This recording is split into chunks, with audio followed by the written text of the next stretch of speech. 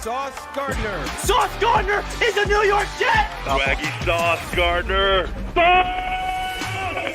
I love Sauce. I love his tape. I love his press technique. I love his confidence. He has everything you want to see in the position. And I think Robert Saleh in this scheme is perfect. It's a hand-in-glove fit for him, man. Garrett Wilson. It's Garrett Wilson! The New York Jets have just got two big-time playmakers! I believe that Garrett Wilson is going to be the most impactful rookie receiver in this class. And I think we see Zach Wilson play like he did the last 6 games of the year, times 10, and have a phenomenal second season. Wow, you think? Yeah! Yeah! Let's Jermaine Johnson! Brees Hall, running back, Iowa State. Brees Hall, oh my God, they got him! They went offense. They went with the best running back in the draft. Jeremy Rucker, oh my God!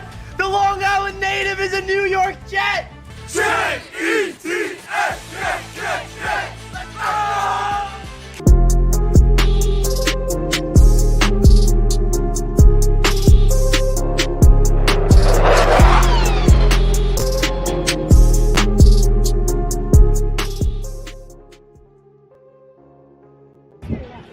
Yo, what up, man? Shout out Jets Media. This is the guy right here, man. Y'all stay tuned. Keep with it. Appreciate you, man. Big season.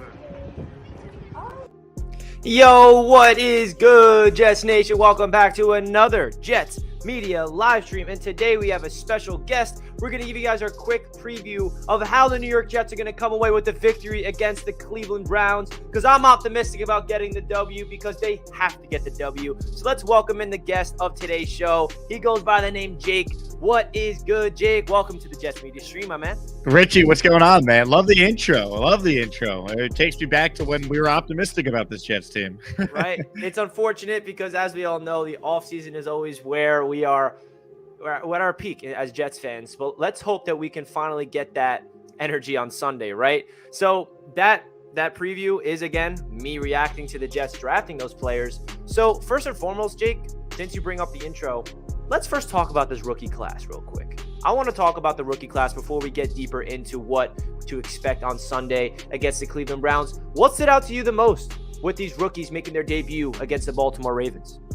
I thought they played really well, honestly. I know Brees Hall had that one fumble, but that's not a concern of mine. It's not like he has a history of doing this when he was at Iowa State. I thought the rookies played really well. Really awesome to see Jermaine Johnson get a sack on Morgan Moses, made a nice play there. I love seeing what Sauce Gardner did going out there and really shutting down his assignment pretty much every time. I mean, between him and DJ Reed, there's no excuse for the Jets secondary not to take a massive step forward here in 2022, and we saw that in week 1.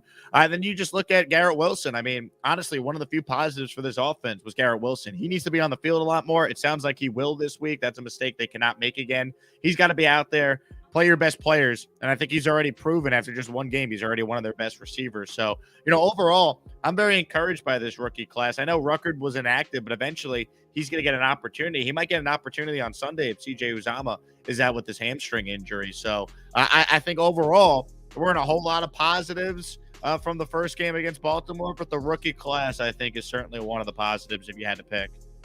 Couldn't agree more. And we all know that this draft class has been hyped up all offseason, rightfully so, because we absolutely killed that draft class. So it's exciting to see them actually go onto the football field. So you bring up CJ Uzomah with the injury. So let's get a quick little injury report about Sunday. Robert Saleh spoke to the media a couple minutes ago. He says that Jordan Whitehead will give it a go on Sunday, which is such a good sign.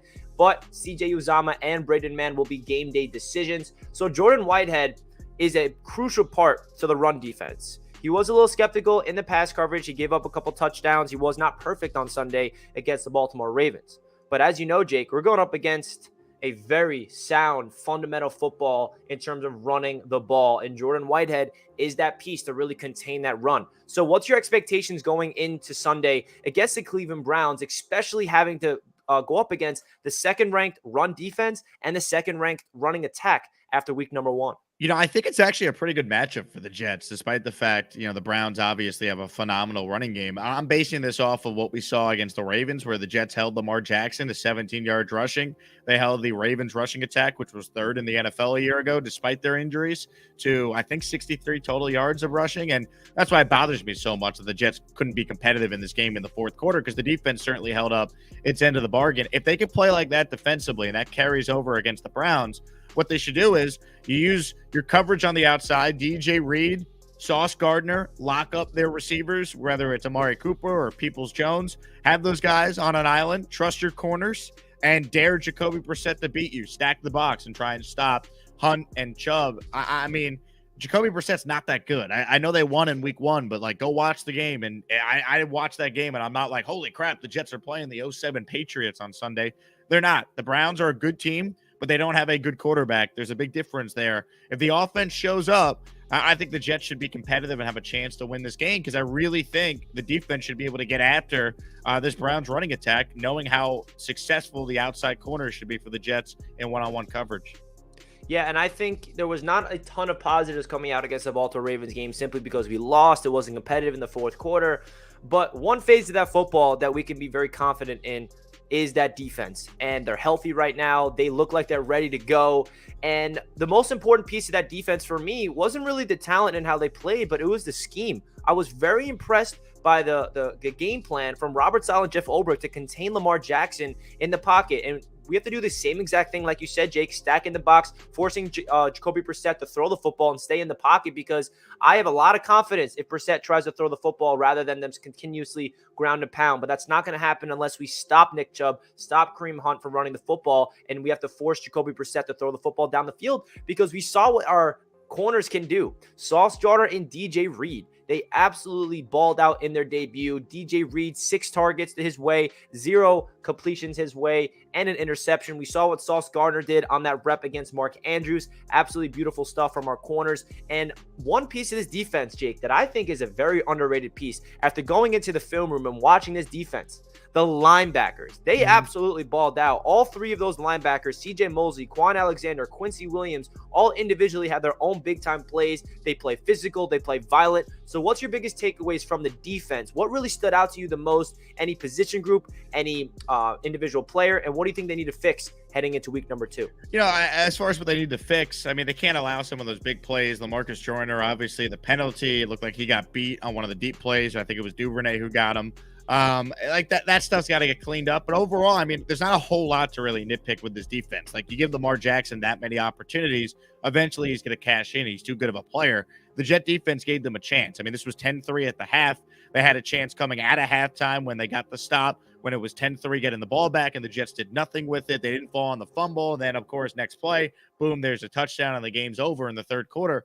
They played well enough to win. I was really impressed, though, to answer your first part of the question, Richie. I was really impressed with just the team's speed. It looked like the Jets were flying around, getting to the ball. Quan Alexander, a big part of that. Quincy Williams made some plays. Quinton Williams had a fantastic game. This team speed on this team looks so different from previous Jet defenses over the years. So that was really encouraging in week 1.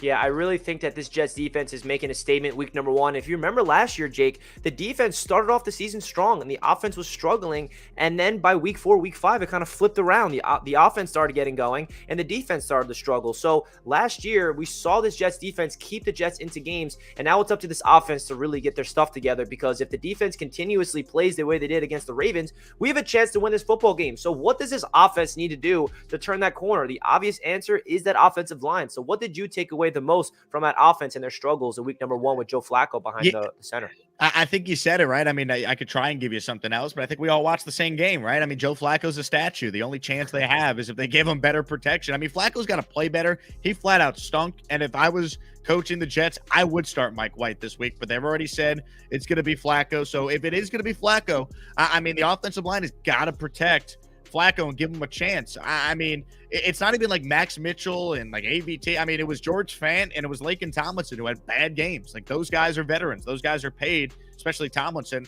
a lot of money. They need to go out there and play a lot better. Give Flacco a chance to operate this offense. And then offensively, could we get some screens? Could we get some quick passes? Try and keep that Browns pass rush off balance. Do things Flacco can do well. and they should have a chance in this one. And don't abandon the running game. You know, the Jets got away from the running game, it felt like, way too quickly before they were down. I'm not saying when they were down 17-3, you could still run the ball, but, you know, when it was 10-3 coming out of the half, you know, they abandoned the running game on their first drive. A big sack Flacco took, and that really, you know, put the kibosh on any chance the Jets had in the game. So get the running game going. I think that's going to be a major key if they're going to have a chance on Sunday.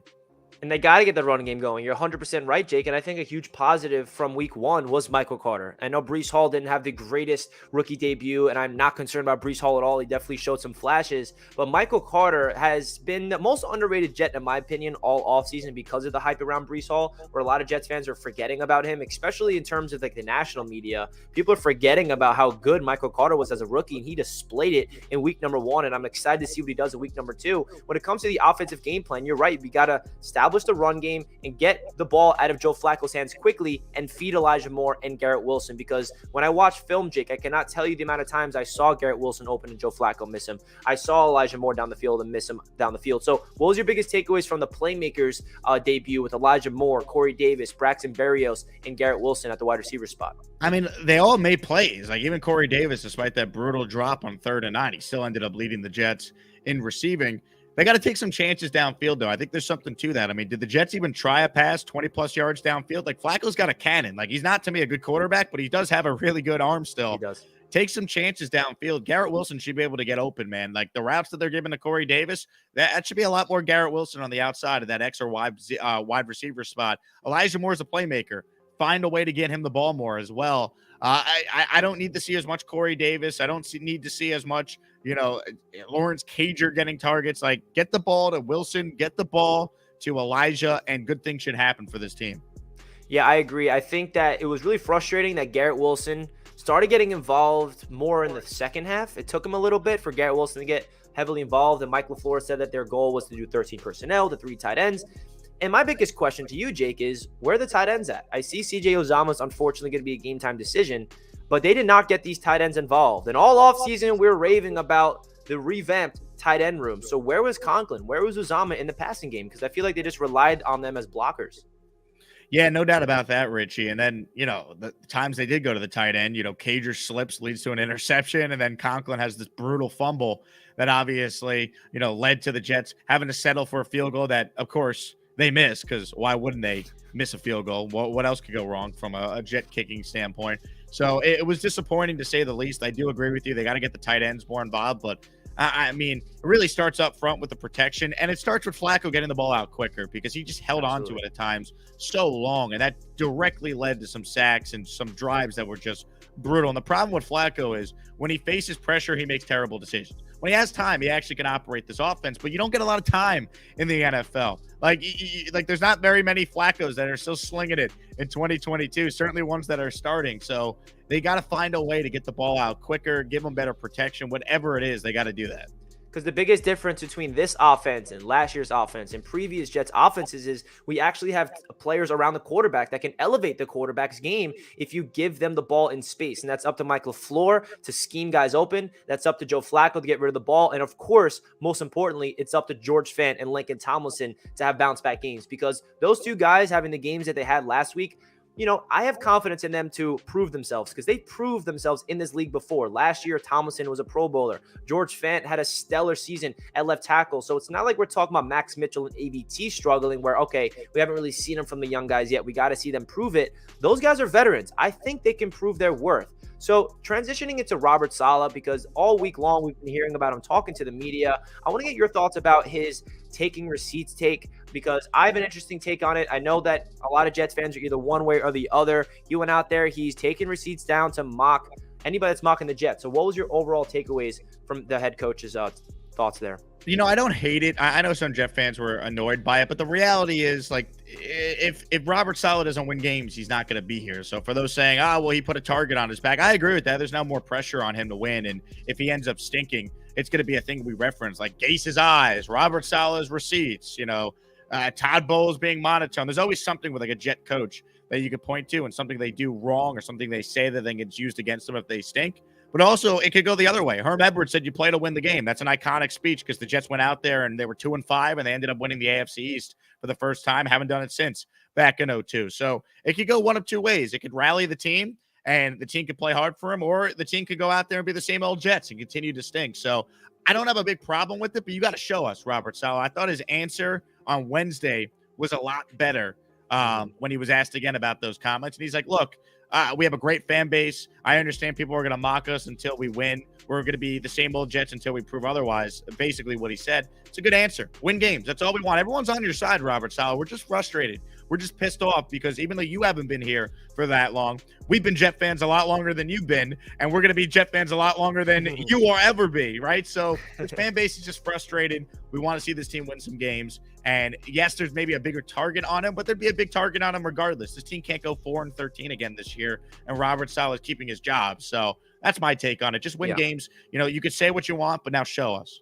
I couldn't agree more. He has to win games to prove his worth, and he knows he put a target on his back. And I think Robert Saleh is a very intelligent man where he knows what he was doing in that press conference. And I think he was talking more to his team. He wanted to really instill confidence in his friend, in his the teammates that he has, the coaching staff, where the guys in the locker room, they hear Robert Saleh say that. They feel their head coach have that genuine confidence, and you can feel that Robert Saleh believes in it, because guess what? You're not going to be able to turn this franchise around if you don't genuinely believe in it happening at first. So for Robert Saleh to say that, and him having that much confidence in his team to turn the corner this season and the future to really get their stuff together, that makes me believe that Robert Saleh has a plan. He sees what's going on behind the scenes that we're not seeing as a fan base. And I don't really think it was a shot at us as fans and the media. More or less, it was just Robert Saleh speaking to his teammates, saying that he believes in this team, and he's taking receipts down. He's defending his guys, because it's true. We are going to be the same old Jets until we prove it on the field. There's no way that this narrative is going to die until we make it back to the playoffs, until we start winning meaningful games, until we're in December not talking about the NFL draft. And that's all true. But I do like what Robert Saleh had to say on Wednesday to really back it up. And I'm really excited to see if they can go out there and prove it on Sunday. Jake, we all know it's a must-win game on Sunday. Who are the biggest X factors when it comes to Sunday's game? Couple players on offense, couple players on defense that really needs to step up in order for the New York Jets to get the victory on the road. I mean, I could easily just say all five guys on the offensive line, but I'll highlight George Fant. I'll highlight Laken Tomlinson. I mean, you're facing Myles Garrett and Jadeveon Clowney. You got to go out there and you got to give Joe Flacco a chance. Flacco's the obvious one. Play better, dude. Come on. Like, play better. I know the line wasn't good, but people making every excuse in the book for Flacco. Stop it. He's got to play better. Otherwise, Mike White should be in this game by halftime if the offense goes out there and they stink it up again in that first half on Sunday. And then defensively, look, I think it's a big game for the linebackers on this team. I think we need a huge game from Quan Alexander. CJ Mosley needs a vintage game. Quincy Williams. The Browns run the football. It's no secret. I think the Jets should put 8 in the box and dare Jacoby Brissett to beat them on the outside. But if you put 8 in the box, you better not miss. So you need your linebackers to step up and make big tackles on Nick Chubb and Kareem Hunt. So I would start there for the Jets to have a chance. Yeah, I think the Jets really have to make sure they go out there and start off strong, because if they're fighting from behind, Jake, if it's the same thing again where the defense is balling out, but the offense keeps stalling, and the defense is doing everything they possibly can, and all of a sudden we're down 10-0 again, and we're going to have to force Joe Flacco to keep throwing the football, that's just a recipe for failure. So this Jets team needs to establish a run game, control the clock, and make sure we get the W, because I think this is a very important game for the Jets to win, because we're going up against a backup quarterback in Jacoby Brissett. I know that he doesn't really scare me personally. And I think that the Jets have a really good opportunity to go 1-1 on the season, potentially going back home against the Cincinnati Bengals. I don't know if Zach Wilson's going to be ready for that game. I know everyone on Twitter seeing Zach Wilson back out there on the practice field, they're getting excited, even though Saleh said the earliest that he's going to come back is week number 4. But what's your thoughts about Zach Wilson and his progression for the rest of the season when he does get back? Whether it's week 3, whether it's week 4, we do not know. But what do you want to see from the year 2 quarterback when he does return? You know, I'd like to see, obviously, him build on what he did at the end of last year. I'd like to see more games like the Tampa Bay Bucks game compared to the Patriots game in week 2 or the Broncos game in week 3. Like, we want to see Zach Wilson go out there, move the ball, get the Jets in the end zone, make plays, give this team a chance to win. He doesn't need to be Mahomes. He doesn't need to be Herbert. That's unfair to Zach. But he should be better than Flacco, and he should be able to go out there and the Jets should be competitive in the fourth quarter in a lot of games that Zach Wilson's at quarterback. That, to me, is the minimum expectation. And then, obviously, statistically, it's going to be tough to project because we don't know when he's coming back. But he should obviously have like a 2-to-1 touchdown to interception ratio when it's all said and done. I'm expecting Zach to come back and play well. I mean, he doesn't get, he's working himself back, we got to give him 5 games. Like, he's being evaluated. We need to see what he could do. There's a lot of talent around him. Come back and play well, I think, should be the expectation for Zach Wilson. 100%. There's no more babying Zach Wilson after seeing all these young quarterbacks fly. Like last night, we see Mahomes and Herbert. And like you said, Jake, we're not expecting Zach Wilson to become a top 3 quarterback this year, but he has to show progression. And Jets fans, we want to see him really prove his worth because the talent around the quarterback now is pretty darn good. And I think that this game against the Browns, going back to the matchup with Joe Flacco, is such an important victory if they can get it, simply because if we can go 1-1, guys, if we lose on Sunday, 4 straight seasons we're 0-2. We have not won a September game in so long. You got to take advantage of a game on the road against a backup quarterback. Now, the Cleveland Browns are very talented. They have one of the best offensive lines of football, one of the best running attacks in football. Their running defense shut down the best running back, one of the best running backs in football, in Christian McCaffrey last week, which is why I feel like this is such an important game to win. So your final takes on Sunday, Jake. What's your score prediction? How are we going to get this win, if so, and what's going to happen? I can see the Jets actually winning this game, as crazy as that sounds. I mean, they're so due to win a game in September. If they don't win this game, this might be the last time I pick the Jets to win a game in a long time. I'm going to say I think it's a must win. Yeah, I mean, it's pretty. Look, I guess technically, obviously, there's no such thing as a must win in week 2. But given where this franchise is at, given what Robert Saleh said earlier in the week, given just how the fans feel after all the hype in the offseason, just to come out and score 3 points when the game mattered against the Ravens on Sunday, it feels like a game they got to win. The Browns have a better team, but I don't think they're that much better than the Jets. I think it's actually a decent matchup for the Jets if they play like they did last week from a run-stopping standpoint. And if Sauce and DJ Reed could lock up the outside, you could put 8 in the box and dare Brissett to beat you.